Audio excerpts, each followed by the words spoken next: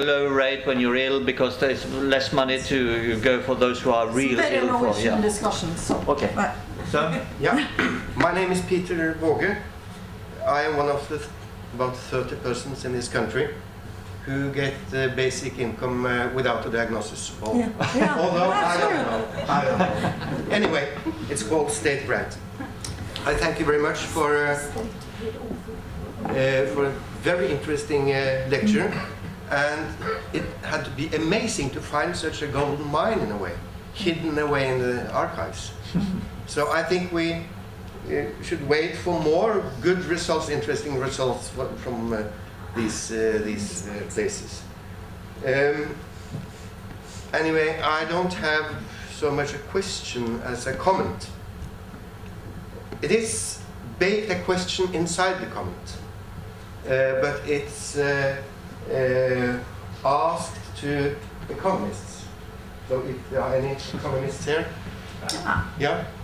So yesterday I watched television and Joseph Stiglitz was there after a report from Spain, and there about 25% of the young people are without work.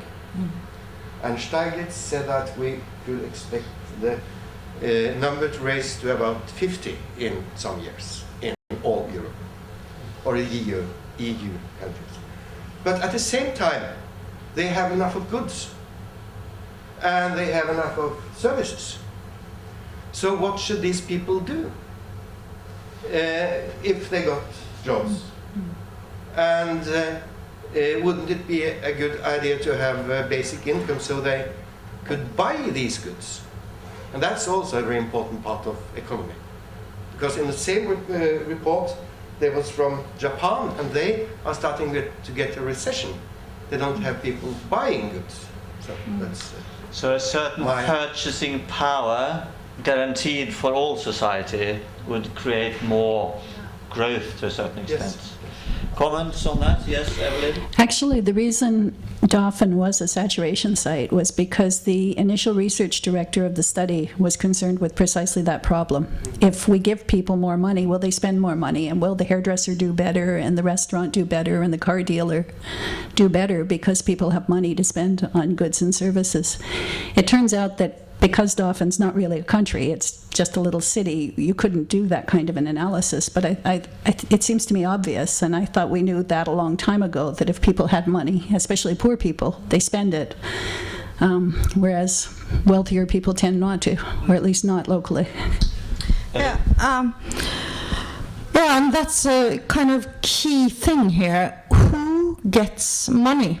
And in Europe, I think the really big problem is that people on our age, nå ser jeg på deg, Peter Norman Våge, og meg, vi er begge over 50, tror jeg. Ja. We keep our jobs. In Spain, a lot of elderly people keep their jobs, and the young people never get into the job market. It's a disaster. This generation thing goes all through the Western world, where old people keep their privileges and the young people never get into it. And you said Japan. Well, in Japan, young people are poor, old people are not poor. So and that is also a kind of Keynesian, also Keynesian argument, because as you said, you have to give the poor people money. Very good. Then there was the gentleman here. Torgeir Jacobsen. Jeg er også over 50 år.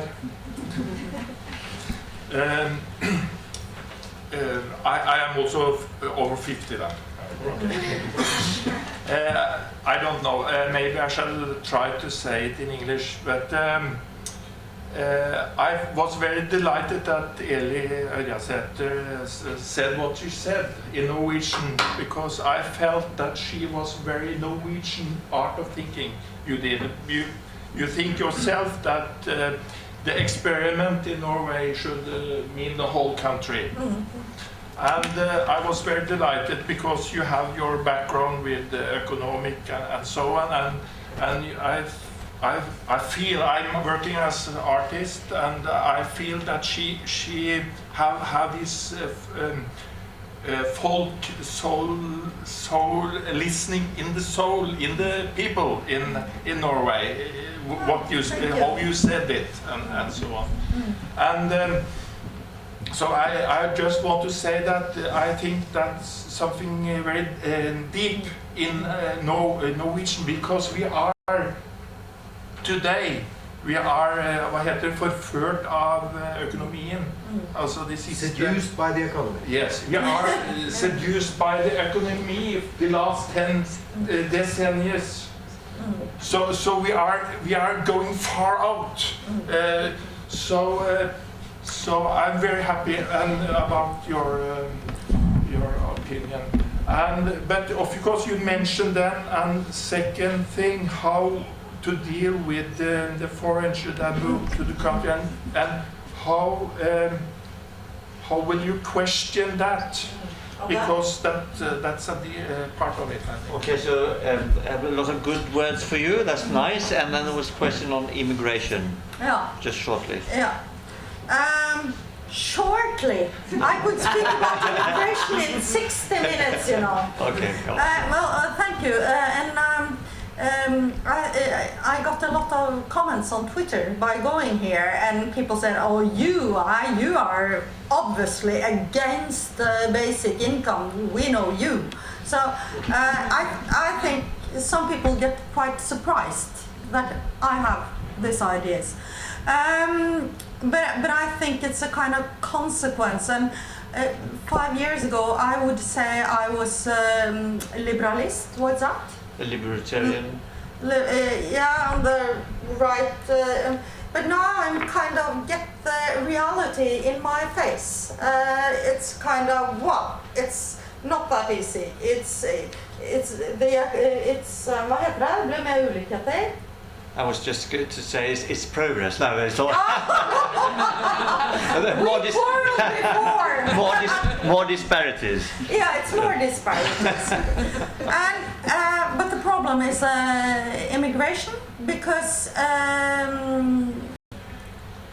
I really can't answer this in 2 sentences. Og det umulig å gjøre det på engelsk.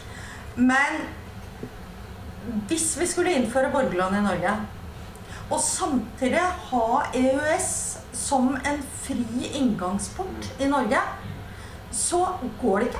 Det bryter sammen. Det helt umulig. Og her det faktisk EØS som hovedproblemet. Det ikke tredje verden-innvandringen. For tredje verden-innvandringen, den kan vi stramme til hvis vi ønsker det. Hvis vi ser at dette går ikke, nå kommer liksom halve Pakistan hit for borgerlønn, ja, da har vi muligheten til å regulere det underveis.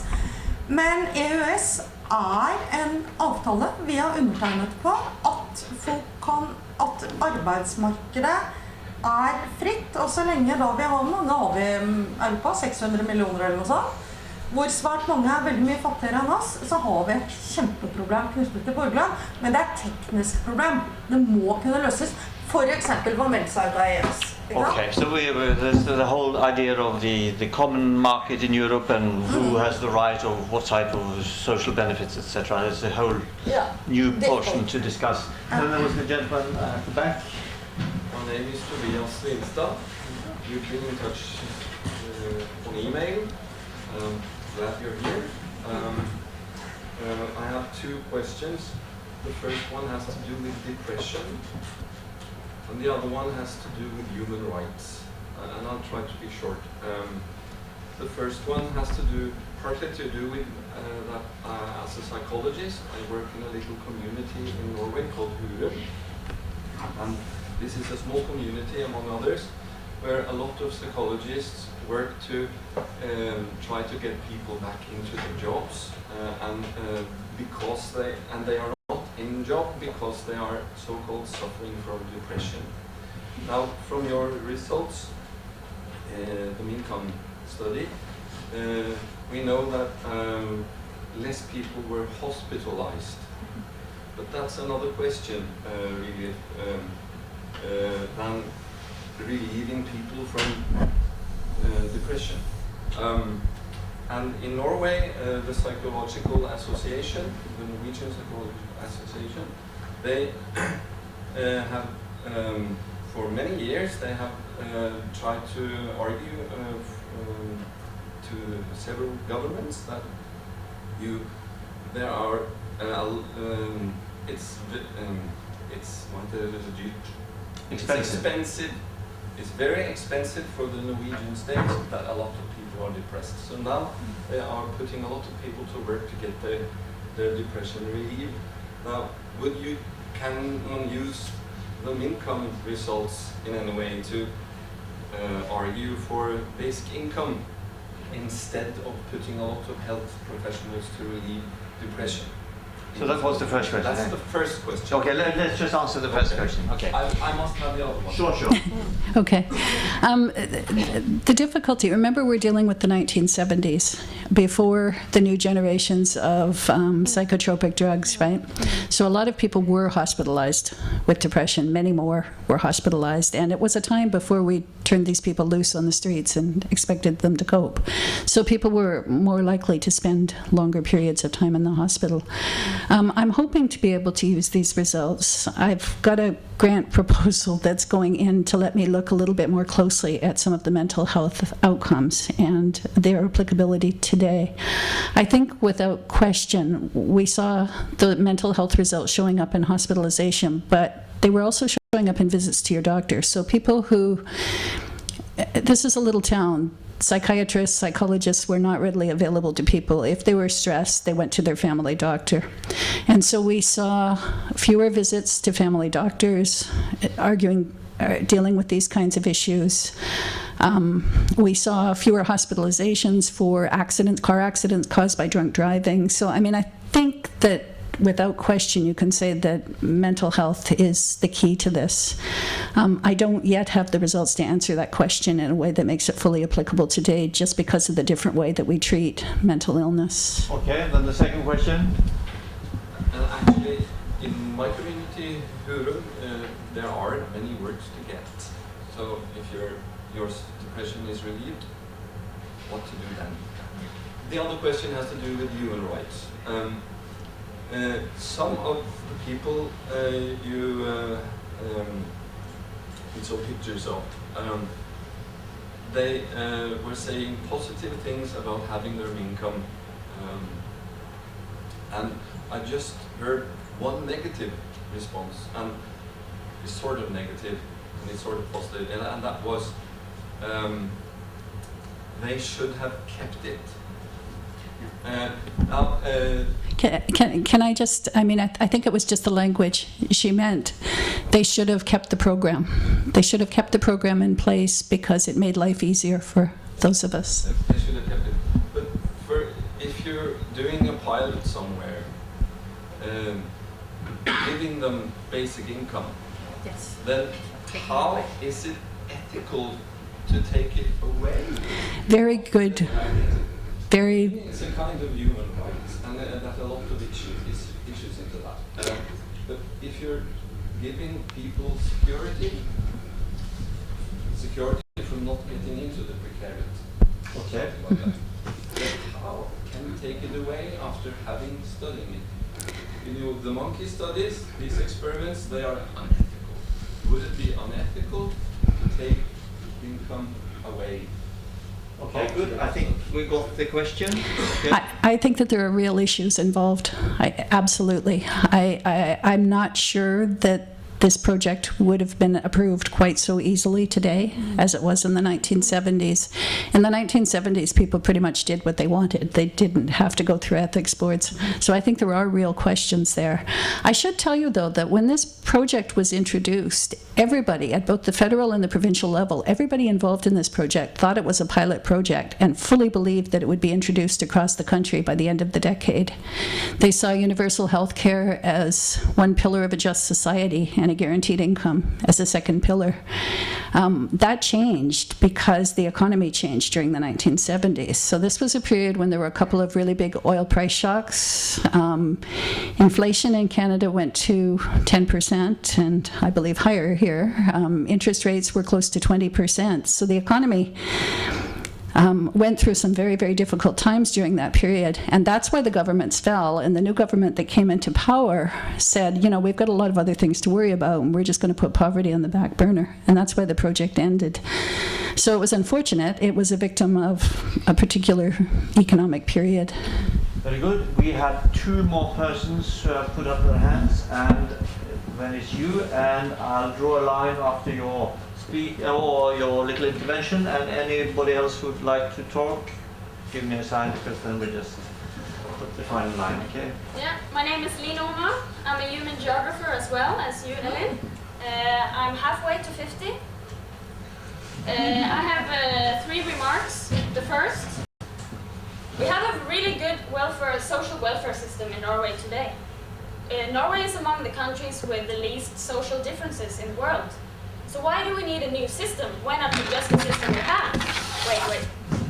Second, I'm afraid that this basic minimum income would give actually people less money than you get from the social welfare system you have today. So I don't see why we should make it a reality. I can also see that many people receive less than they should today, but I see it as adjustments needed. Third, I'm in lack of a critical voice here today.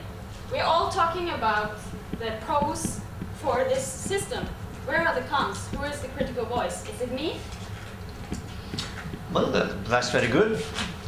So, why don't we just amend the system we have, which is functioning quite well?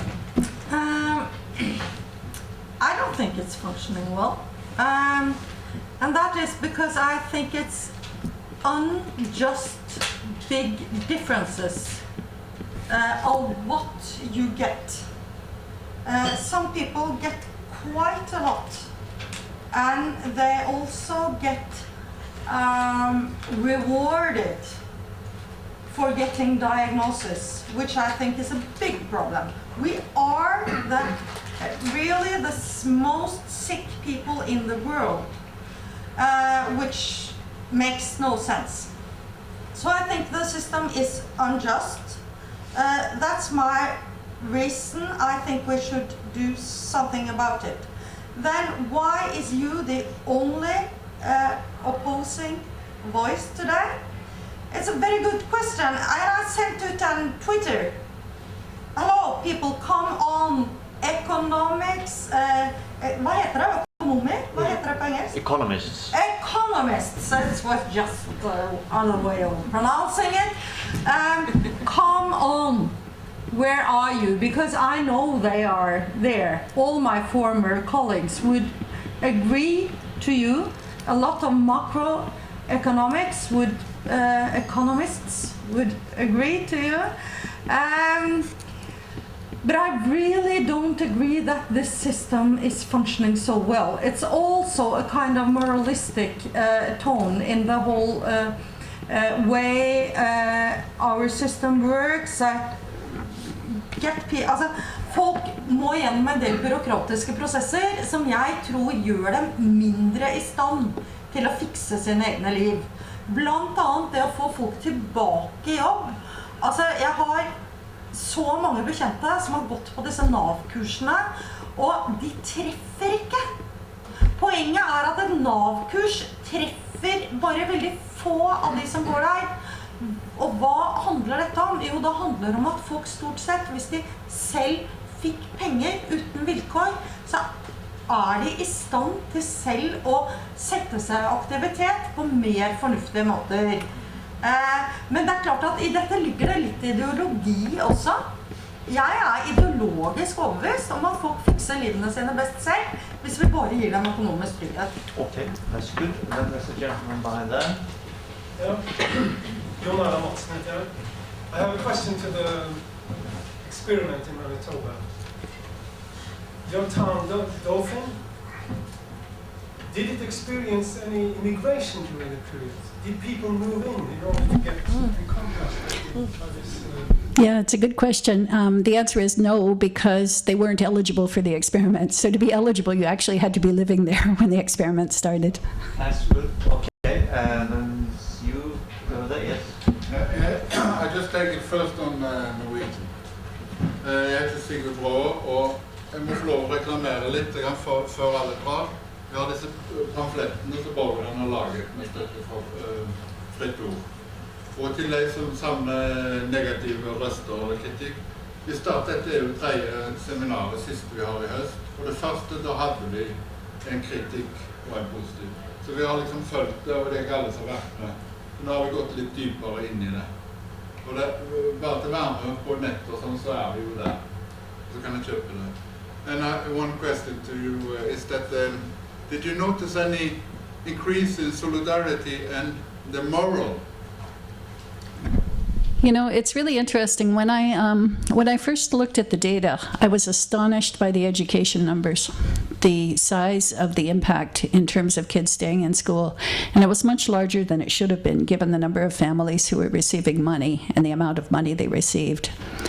And when I started interviewing people and talking to people, what they told me was that before the experiment, boys, particularly in low-income families, were under a lot of pressure to quit work, or to quit school and to become self-supporting, to take a job at whatever cost and to forget about high school. When the experiment came along, those families who received money encouraged their children to stay in school for another year. They decided they could afford it. The money's here. You might as well go, finish grade 12. And that had an impact on their friends, whether their friends were receiving money or not. So there was a sort of a social spillover effect in the education. The families who received the money sent their kids to school, and the friends of all those kids said, well, you know, Joe's going to school. I might as well hang around. Maybe I'll join the football team next year. And they stayed for another year in school. So I think we saw it in education. And I think if we designed the experiment and were able to run the experiment again, we'd see it in other areas now that we know what to look for. Very good. 3 short interventions left. You, sir? My name is Helge. I just got in it today, so as you soon realize, I really don't know what I'm talking about. But I was thinking, isn't Norway, if you look at the Earth, isn't Norway, this a bit funny place to have a debate in Norway? Isn't Norway, I think Norway must be the country in the world who have in our nearest to really have the system you like. You see the debate the last weeks about the state budget and how getting a lot of criticism for cutting. So of course you don't have this system. But still pretty close. And we have some rules you don't like, but it's pretty if close. you look at the big picture, some people will say that you practically have it in this system. Short comment, any? No, I totally not. I'm not agree. We have the system. We have social. Vi har sosialhjelp, som hvor mye vanlig sats på sosialhjelp nå. Så har du en uføretrygd som faktisk kan bli ganske høy hvis du kommer fra en høytlønnet stilling. Så har vi et arbeidsmarked som blir mer og mer ustabilt. Og det betyr at det relativt tilfeldig hvor folk havner. Så jeg synes rett og slett summene urettferdige. I tillegg til at arbeidslinja setter et press på folk til å oppføre seg på en bestemt måte, som jeg tror ikke alltid riktig for dem. Så du sa jo også, du ikke fornøyd med reglene, men vi bruker jo sannsynligvis det land i verden som bruker. Definitivt, og det derfor jeg sier at vi kan jo gjøre piloten uten at det koster oss 5 øre. Det det som så fantastisk. Altså, vi kan rett og slett bare innføre borgerlønn, og da det altså sånn statsfinansielt kan ikke det være noe særlig problem. Særlig så blir det da en del av dine kolleger som mister jobben sin. Jeg har en herre fra NAV midt i salen her. Okay. Og de som mister jobben, det de som driver med disse truckførerkursene, som faktisk ikke helt nødvendige, altså. Okay, bra. Evelyn? Just a very quick one. I'm betting, for what you said, that one part of the system is very similar between Norway and Canada. We employ offices and offices full of social workers who spend their time trying to find money for people, who spend their time trying to figure out if this person can be covered by this program and if they can get that benefit over there in order to get them a living wage. That's very inefficient. You know, you've got all of these highly trained, well-qualified, highly paid social workers who are wasting their time sitting in offices trying to plug the system, trying to game the system. Wouldn't it be better if you could take those social workers and put them to work offering programs that would actually help people with addiction issues or with family functioning issues? Some of my colleagues would say maybe we don't need so many social workers and those social workers could be better employed elsewhere. I'm not one of them. I think we have a vast need for social workers, but I don't think that's the best way to employ them. Short comment, Ellen. Very short. You're talking about Norway. They're using their time in finding this law. It's 48, det 48 forskjellige lovparagrafer, fortalte en Nav-saksbehandler meg, som han måtte forholde seg til. It's a huge bureaucracy. They're using their time on the wrong things. Okay, second to last. Okay. My name is Audun. Maybe this question is not very easy to answer, but I have Asperger's syndrome. I am 40 years old this year. I don't know exact how many who get some kind of work or another kind of work, but I suppose that only a third part of us who have Asperger's syndrome or ADHD, for example, get work which we can use our creativities and or talents much in the our work here in Northern Europe. Is it some different between Northern Europe and the northern part of America, United States and Canada? In that way, it's do the people with ADHD and Asperger's syndrome more often get works which they can use their creativity. So my guess would be less often, if I had to guess. Worse than in Norway. Worse than in Norway. Worse in Canada than in Norway. Norway is better. I think you're right. I think there's very little accommodation in the labor market in Canada. I think some of the people I've heard the most supportive of basic income are people with invisible disabilities. People who have not been diagnosed but are not able to work and can't get the diagnosis that's necessary. And it's very, very difficult for those people to actually deal with the labor market. So don't emigrate. Well, I'm not sure. Don't emigrate if it's for money, then you're really doing a wrong decision. But when it comes to civil society, I'm not sure you are worse in Canada, because I think Norway has, everybody's working here, and this maybe I have some kind of romantic dream about the States and Canada, that they have civil societies and churches and things like that. Well, forget it. That's the last. Well, we try. Yes, actually what I wanted to do was to tell you about the booklet, which you did. It's written in spare time by people having basic income and social welfare. Yeah. Basic income? Yes. But with time. So, but that's already done. So it was possible to buy it downstairs in the bookstore. But I think that the worst consequence of basic income would be that we get a lot of bad poetry written by unemployed former bureaucrats. And bad paintings as well. Okay, ladies, before ending, Elin, how long would it take, do you think, to have an experiment in Norway on basic income? How long before politicians dare put aside some money and priority on this issue?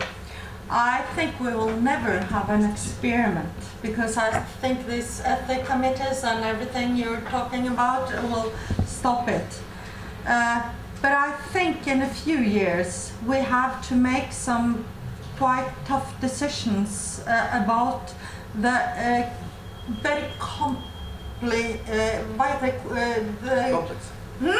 the complex of our welfare system.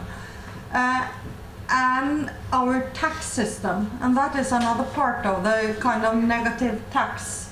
I think the discussion about negative tax and low-income people will come quite fast. Okay, Evelyn, you will be continuing your work on these issues, I gather. So where would you see yourself in 5 years' time on these issues? What type of research would you have done then? Well, I hope I'd have more to say about mental health. I hope I'd have more to say about the social acceptability of this kind of scheme in North America. I think one of the difficulties we face in Canada, we often describe ourselves as a mouse in bed with an elephant. The US is so important in terms of trade with Canada. We find ourselves in a race to lower tax rates. So it's a harder sell, I think, in Canada than in Norway. Very good. I have read somewhere that in the last 10 years more than 30 international books have been written on the topic of basic income. So I think this is an issue and a topic which won't go away. On the contrary, I think it's going to be with us for the foreseeable future, both in civil society organizations but also on the political scene. So thank you very much for your patience being here tonight, and very interesting and good questions. So on behalf of us,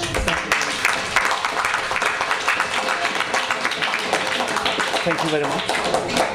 Pleasure.